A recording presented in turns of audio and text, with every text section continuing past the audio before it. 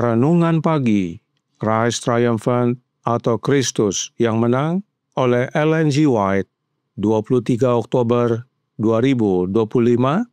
Mari kita berdoa. Bapa kami yang di sorga, Allah pencipta langit dan bumi, laut dan segala isinya, Allah yang maha besar, maha kuasa, sumber segalanya, yang kami sembah selalu melalui anak moyang tunggal, Yesus Kristus. Terpujilah Yesus anak Allah yang maha tinggi, yang adalah roh kebenaran bagi kami. Pada pagi hari ini kami bersyukur boleh bangun dan berbakti dan sebagaimana membaca dan mendengarkan nasihat firman-Mu, kiranya menjadi pertobatan bagi banyak orang agar menerima Kristus tinggal dalam hati mereka dan menjadi saksinya yang penuh kuasa mengabarkan bahwa dalam Yesus ada kebangkitan dan hidup. Beserta kami sepanjang perbaktian ini kehendak-Mu yang jadi, ampun kami akan dosa dan salah, karena kami berdoa hanya dalam nama anak Allah yang tunggal, Yesus Kristus, yang adalah Tuhan dan Juru Selamat kami. Amin. Renungan hari ini akan dibacakan oleh Saudara Amir Siregar. Kepada Saudara Amir, kami persilahkan. Terima kasih, selamat pagi saudaraku yang kekasih dalam Tuhan kita Yesus Kristus. Bacaan renungan pagi pada tanggal 23 Oktober berjudul Ditentang oleh para pemimpin agama. Ayatnya terdapat dalam Kisah Para Rasul 4 ayat 1-3. Mereka tiba-tiba didatangi imam-imam dan kepala pengawal bait Allah serta orang-orang Saduki.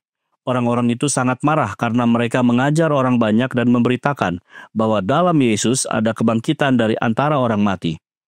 Mereka ditangkap dan diserahkan ke dalam tahanan sampai keesokan harinya. Kisah Para Rasul 4 ayat 1-3.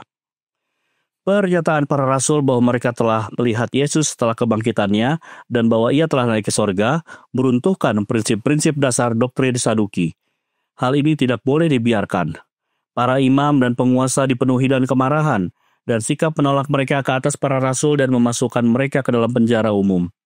Para murid tidak gentar atau putus asa. Tetapi waktu malam seorang malaikat Tuhan membuka pintu-pintu penjara itu dan membawa mereka keluar. Katanya, "Pergilah, berdirilah di bait Allah, dan beritakanlah seluruh firman hidup ini kepada orang banyak." Kita melihat di sini bahwa orang-orang yang berwenang tidak selalu harus dipatuhi, meskipun mereka mungkin mengaku sebagai pengajar doktrin-doktrin Alkitab. Banyak orang dewasa ini merasa geram dan kesal karena ada suara yang mengemukakan gagasan yang berbeda dari mereka sendiri terkait pokok-pokok keyakinan agama. Bukankah mereka sudah lama memperjuangkan gagasan mereka sebagai kebenaran? Demikianlah para imam dan rabi beralasan pada zaman para rasul. Apa maksud orang-orang yang tidak terpelajar ini? Beberapa di antaranya hanyalah nelayan biasa yang mengemukakan gagasan yang bertentangan dengan doktrin-doktrin yang diajarkan oleh para imam dan penguasa yang terpelajar kepada umat. Mereka tidak berhak mencampuri prinsip-prinsip dasar iman kita. Namun kita melihat bahwa Allah sorgawi terkadang mengutus orang untuk mengajarkan apa yang dianggap bertentangan dengan doktrin-doktrin yang telah mapan. Karena mereka yang dulunya adalah gudang kebenaran menjadi tidak setia pada kepercayaan suci mereka. Tuhan memilih orang lain yang akan menerima sinar terang matahari kebenaran dan akan memperjuangkan kebenaran yang tidak sesuai dengan gagasan para pemimpin agama. Dan kemudian para pemimpin ini dalam kebutaan pikiran mereka memberikan pengaruh penuh pada apa yang dianggap sebagai kemarahan yang benar terhadap orang-orang yang telah mengesampingkan dongeng-dongeng kesayangan mereka. Tetapi Roh Kudus akan dari waktu ke waktu menyatakan kebenaran melalui perantara-perantara pilihannya sendiri.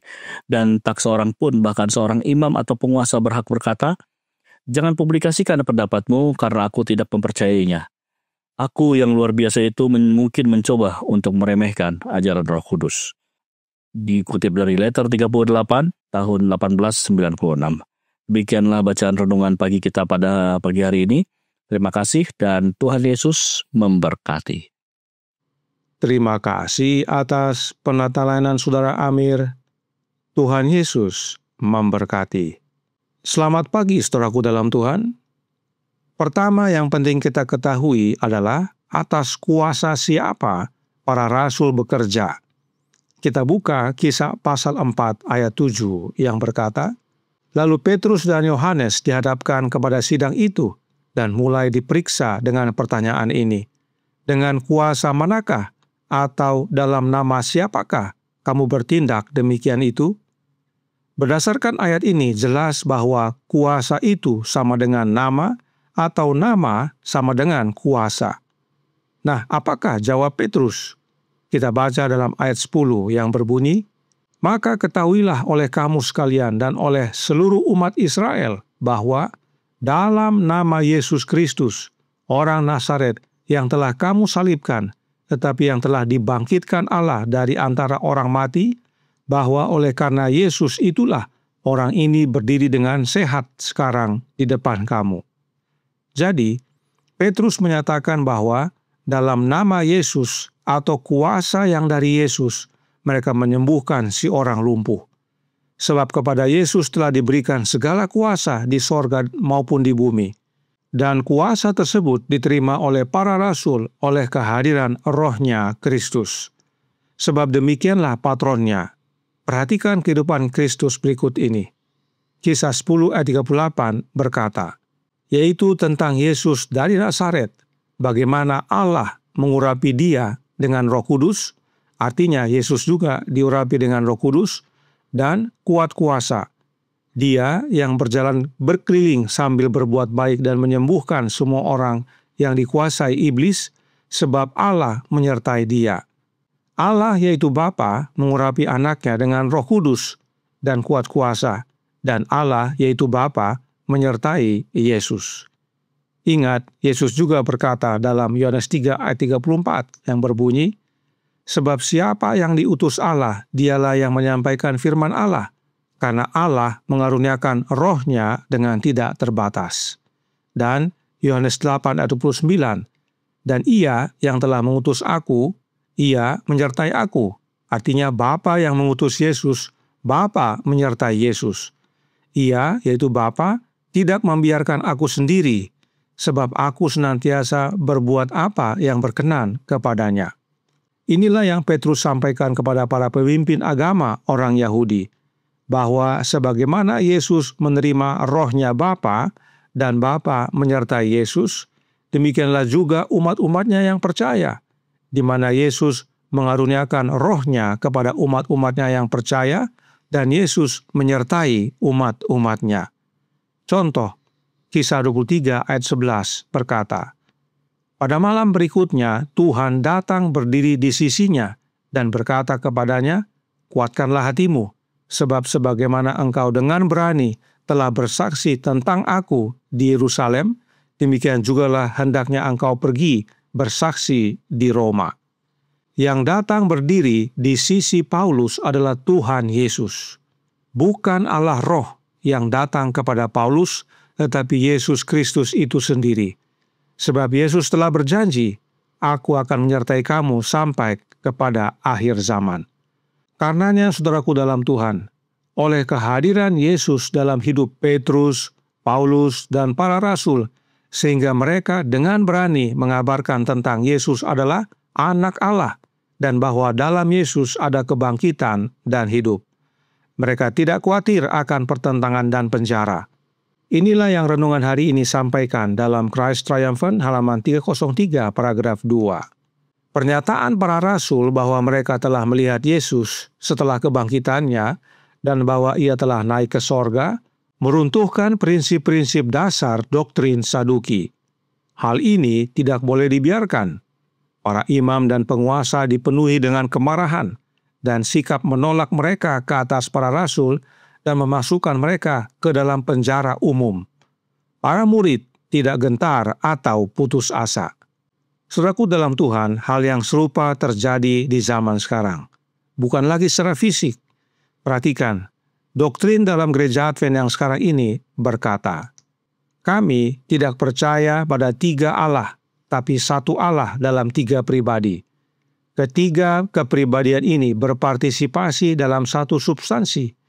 Dalam kesatuan ilahi ada 3 pribadi yang sama-sama kekal dan sederajat, yang meski berbeda adalah 1 Allah yang tak terbagi. Jadi, Saudara Müller menyatakan bahwa Allah itu adalah satu substansi, tetapi terdiri dari 3 pribadi dan tidak dapat dibagi. Müller lanjutkan dalam tulisannya berkata, 3 pribadi memiliki satu alamiah yang tidak dapat dibagi. Setiap pribadi dari kealahan secara alamiahnya dan esensi Allah, dan kepenuhan kealahan berdiam di dalam masing-masing. Di sisi lain, masing-masing pribadi kealahan adalah tidak terpisahkan, terhubung dengan 2 lainnya. Inilah ajaran dalam gereja Advent yang sekarang ini, yang disampaikan oleh Dewan Tertinggi, yaitu Biblical Research Institute. Kembali, alamiah Allah Trinitas tidak dapat dibagi, dan setiap pribadi tidak terpisahkan dan saling terhubung. Intinya, tidak dapat dipisahkan. Karenanya, jika salah satu mati, apakah masih ada Allah? Tentu tidak ada. Sebab rumus Allah Trinitas adalah 3 Allah tapi 1. Jadi kalau salah satu mati, maka rumus rusak dan Allah Trinitas tidak ada. Oleh karena itu, doktrin Trinitas dalam gereja Advent yang sekarang ini mengajarkan bahwa Yesus itu mati, tetapi bisa bangkitkan diri sendiri. Artinya, tidak sungguh-sungguh mati. Sebab yang namanya mati, sebagaimana firman Allah menyatakan, tidak tahu apa-apa dan tidak bisa berbuat apa-apa. Hilang semua perasaan dan lenyap segala maksud-maksudnya. Nah, barang siapa yang menentang doktrin Trinitas ini dan menyatakan bahwa Yesus sungguh-sungguh mati, akan menerima celaan dari gereja Advent yang sekarang ini, dan bahkan ada yang dikeluarkan dari keanggotaan gereja. Pengalaman para rasul dan pengalaman umat-umat yang menolak doktrin Trinitas adalah sama. Dan mereka tidak takut meski ada ancaman dari para pemimpin gereja. Kenapa? Sebab renungan hari ini berkata dalam Christ Triumphant halaman 303 paragraf 4. Namun kita melihat bahwa Allah sorgawi terkadang mengutus orang-orang untuk mengajarkan apa yang dianggap bertentangan dengan doktrin-doktrin yang telah mapan. Karena mereka yang dulunya adalah gudang kebenaran menjadi tidak setia pada kepercayaan suci mereka. Tuhan memilih orang lain yang akan menerima sinar terang matahari kebenaran dan akan memperjuangkan kebenaran yang tidak sesuai dengan gagasan para pemimpin agama. Doktrin Trinitas adalah doktrin yang telah mapan. Tapi Allah mengutus umat-umat yang setia untuk menentang doktrin yang mapan tersebut karena tidak sesuai dengan firman Allah. Tuhan menggunakan umat-umat yang mau menerima Roh Kristus, kuasa yang Yesus curahkan, yang adalah sinar matahari kebenaran, untuk memperjuangkan kebenaran dan menentang ajaran para pemimpin agama, khususnya doktrin Trinitas. Bagaimana dengan saudara? Kuasa siapa yang tinggal di dalam Anda? Yesus atau Allah Roh? Kami berdoa agar Yesus yang tinggal di dalam hati kita semua agar kuasa yang daripadanya, yaitu Roh-Nya, menjadi bagian kita, dan kita menjadi saksinya yang penuh kuasa untuk mengabarkan bahwa Yesus adalah Anak Allah yang sesungguhnya, dan di dalam Yesus ada kebangkitan dan hidup. Tuhan memberkati, saya bawa dalam nama Yesus. Amin. Mari kita berdoa.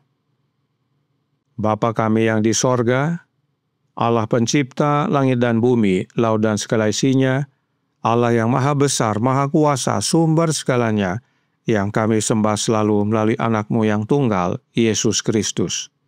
Terima kasih atas pekabaran yang menguatkan, yang vital, agar kami semua sadar bahwa sebagaimana Yesus menerima roh Bapa, dan Bapa menyertai Dia, demikian juga kami sekarang. Kami menerima Kristus oleh kehadiran Roh-Nya, dan itulah wujud Yesus menyertai kami.